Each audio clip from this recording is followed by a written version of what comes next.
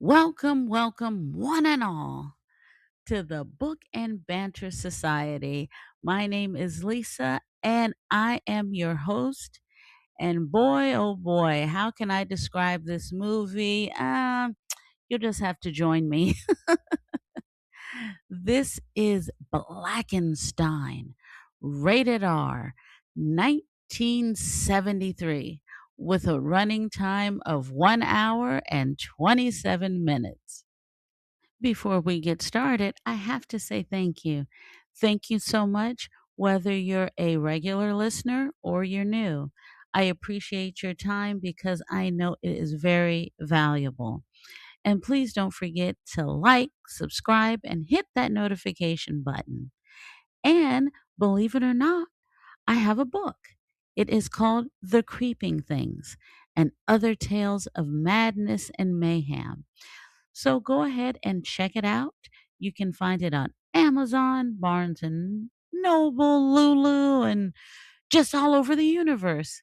So go ahead and check it out. And I think it's at a good price point, if I do say so myself. All right, let's keep going. Disclaimer: the views and opinions expressed on the Book and Banter Society are my opinions and my opinions alone. I am not a professional movie critic. I am just a person that loves movies and I like to share them with you. And also, too, there may be things in these movies or things that I may say that may trigger you. There's talk of violence, gore, I mean, you name it. So I'm just letting you know you have been warned. And spoiler alert, I will not give away the ending of any of the movies, but I do talk about them a lot. So, okay, disclaimer out the way, spoiler alert out the way. All right, let's keep going. And look who we have here in the yellow outfit. That young lady right there is Winifred Walker. And she just flew from New York to Southern California. And she is going to see somebody. So let's see who she is going to see. So Winifred just walks up to the front door unannounced. This gentleman opens the door. His name is Malcolm, by the way. And he's all, yes, trying to have that creepy voice or something. And she's like, I'm here to see Dr. Stein. And he's like, do you have an appointment? And she goes, no, but if you tell him I'm here, he'll see me. It's like, ooh, okay. And he tells her one moment. So she's just waiting. And then for some reason, the camera zooms in on that statue next to her and creepy music plays. It's like, okay. So Malcolm escorts Winifred to Dr. Stein's laboratory. And he's happy to see her. And he goes, oh, it's been about 3 years. How are you? And she goes, I'm doing great. I got my PhD in physics.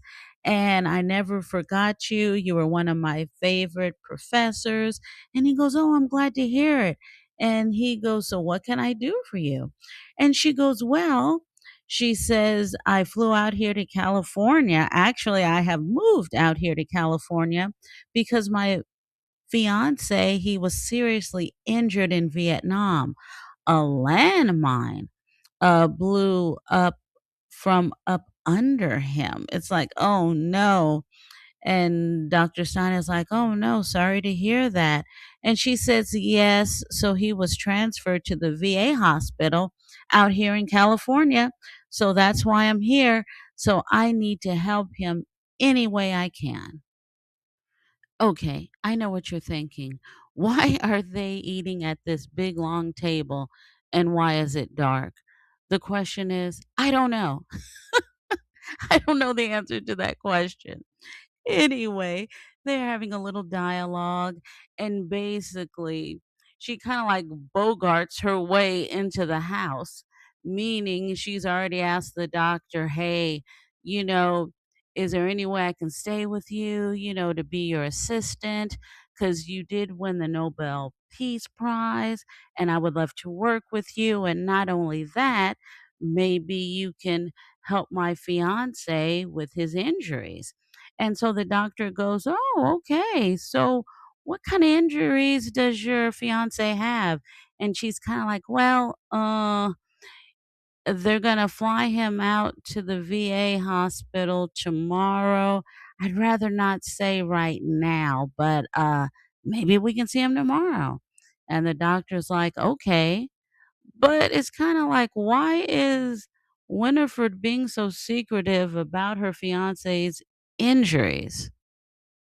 So Dr. Stein has 2 patients, and he wants Winifred to go ahead and introduce herself to his 2 patients.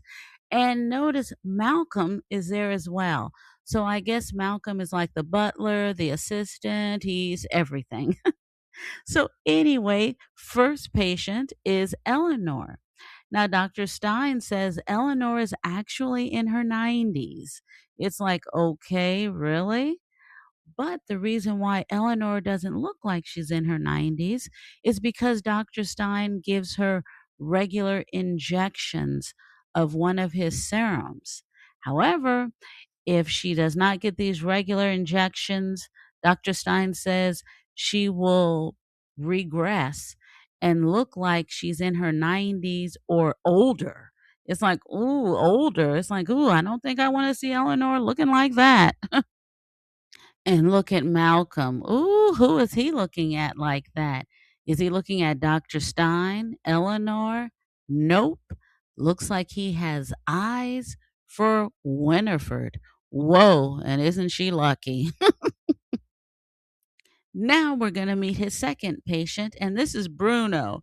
Now it's like, okay, with Eleanor, now with Bruno, they just bum rush in their room.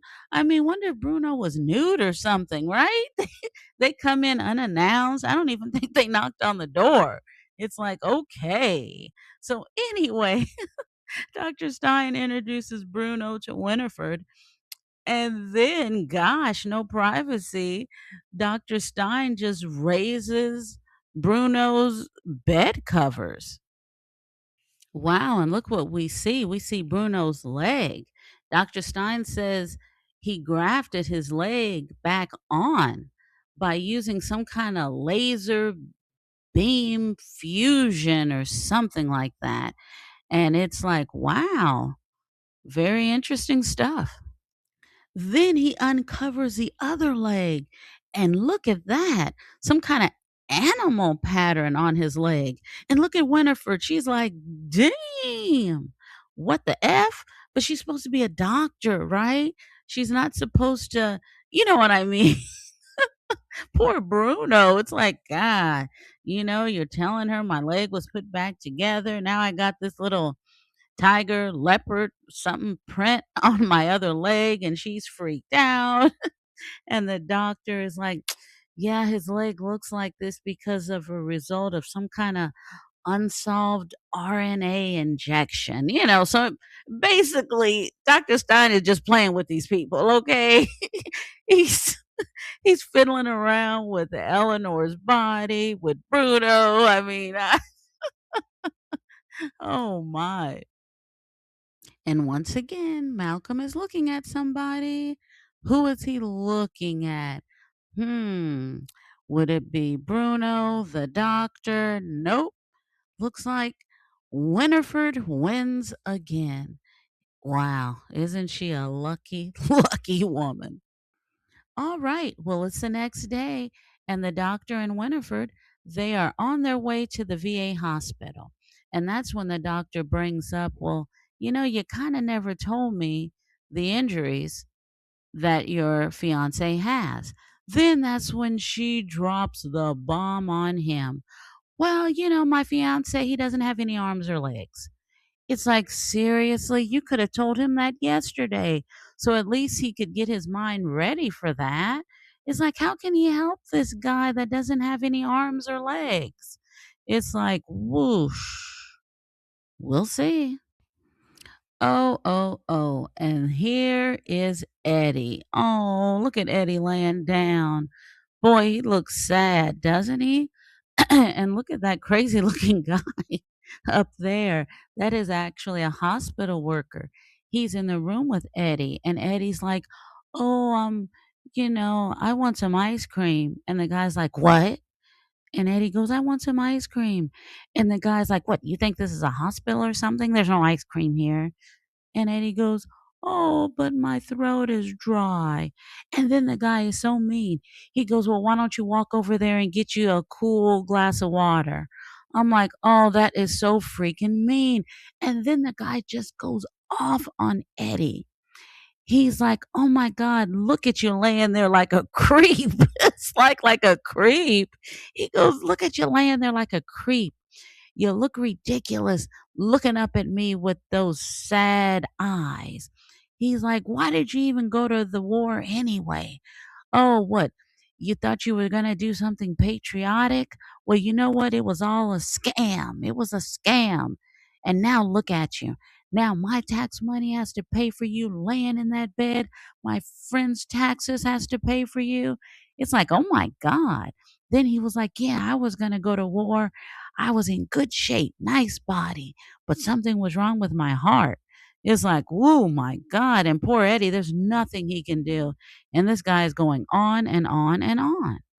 Well, thank God Eddie is saved by the doctor and Winifred. And look at the hospital guy. He's kind of like, you have 20 minutes with the patient. And then he leaves. And then Eddie's like, "I told you not to come here." Because I guess, with the situation that he's in, he kind of was like trying to break up with Winifred. But she's like, "Eddie, this is Dr. Stein, and, he's going to help you." And then Eddie's like, "No one can help me." And yeah, he does kind of talk like that, by the way. I'm kind of not exaggerating. But the doctor's like, "Well, you know what? Um, you're gonna have to try, and I can try, and basically between the both of us, I think it's worth a shot. So what do you think? Is Eddie gonna give it a shot? Is he gonna give it a try?" And the answer is hell yeah. He's gonna give it a try. I mean, he doesn't have anything to lose, right? So you see him now, instead of laying in the hospital bed, he's laying in the doctor's bed. Well, not with the doctor, but you know, in one of you know what I mean, okay? Oh boy. So there you see Malcolm helping him out, and then at the picture down below, you see Eddie in the laboratory. They're working things out, and in the other picture, look, Eddie actually has an arm. And the doctor unwraps the arm, and Eddie can actually move it, and he has feeling. So Dr. Stein is like, "You know what?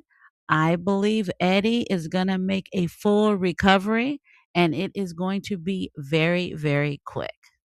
Uh-oh, here we go. So Winifred, she's in the lab, she's doing some work. She's happy that Eddie is going to get better. And look who comes in. Malcolm. And she's like, "Hey, Malcolm, what's up? Whatever." Then he goes, "Winifred, I loved you the minute I saw you. I love you." And he kind of says it just like that. And she lets him down easy. She's like, "Well, Malcolm, you've been so good to me. You've been so kind to me. But I'm in love with Eddie, and we're getting married when he's well." Now, Winifred, you didn't have to add all that extra onto it, right? But she did. Like, "Hey, sorry, you're nice and everything like that, but it's not that kind of party. I'm in love with Eddie, and he's going to get better soon. We're going to get married." So, I mean, he takes it kind of good, I guess. He's like, "Okay, but come on, is he really going to be accepting?" And the answer is no. Actually, the answer is hell no.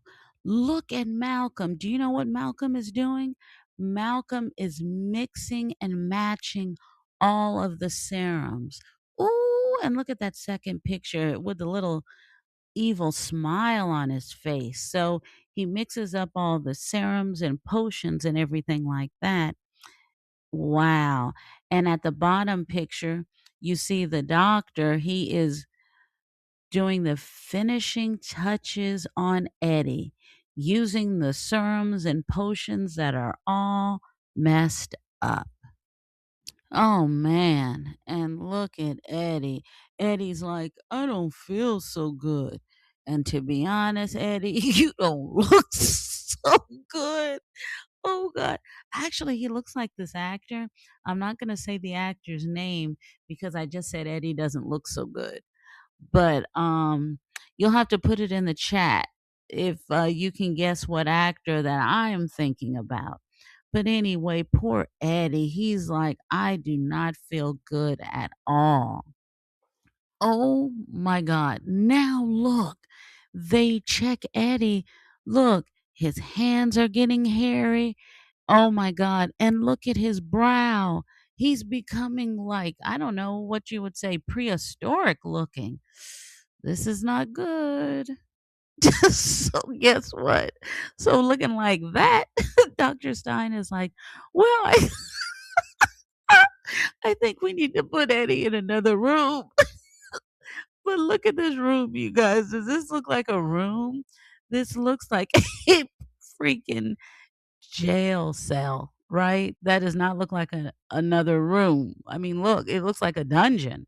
So anyway, this is Eddie's new home. Oh, poor Eddie, man. Oh, and look at the chains and stuff. So that's where Eddie is, I guess, until the doctor can figure this out. Oh no, but guess what? Eddie gets out. Look at him. Creepy. He doesn't look like Eddie anymore. And where did he get those clothes? I have no idea. And look, he's creeping out and he's creeping.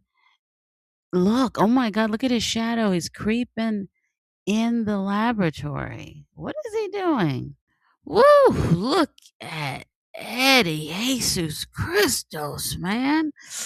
Yikes. I think he looks worse than Frankenstein. My God. Meanwhile, Winifred is, I mean, she is stumped. She's trying to figure out what the heck happened with the experiment. And while she's trying to figure all that out, well, Eddie is still creeping around the city, raising havoc. And look at Eddie. Eddie tries to attack the doctor. Then he tries to attack Winifred. Oh my God, this is a mess. Just like this movie. And look at Malcolm. Malcolm is sitting back enjoying every minute of the madness. And now it looks like the police are hot on Eddie's trail. Uh-oh, here comes 50. Wow, now we have the police coming to the doctor's house. This is not going to end well, you guys. And on that note, I'm going to end this. Because remember, like I said, I'm not going to tell you the ending. But boy, oh boy, what can I say about this movie? Okay, so the question is, who the heck do I blame for this monstrosity of a movie? No, I'm just look. If you're a regular to my channel, then you know there is nothing I love better than a good low budget movie. And I will overlook tons of things and I will give the movie some grace. However, this movie right here, I don't know. I'm trying to figure out who do I blame. Now, tons of people all over social media, they have literally ripped this film apart. But I'm not going to be that bad. Okay, first off, let's start with the music. First of all, the music was absolutely amazing, but it was blues music. And there were songs like, Oh, No One Loves Me, It's like, what does that have to do with this movie? Because in this movie, Eddie is loved. You know, Eddie who turns into Blackenstein, but he was loved. Winifred loved him so much that she got in contact with her former professor to try to help him. So he was loved. So the music, a blues in a horror film, maybe if it was set in the South, but this is Southern California. It was very, very interesting. Now, I did like the premise for the movie. I will give it that. You know, a soldier going to Vietnam, he gets blown up with a landmine, and he comes back without any arms or legs. I mean, that's reality, right? That probably did happen to some soldiers. So something like that, the premise is excellent, and you have to remember it's 1973. So the Vietnam theme, it kind of fits together. That's just my opinion. And I'm trying to figure out about this acting. I'm trying to see, was the acting bad or was it the dialogue that was bad?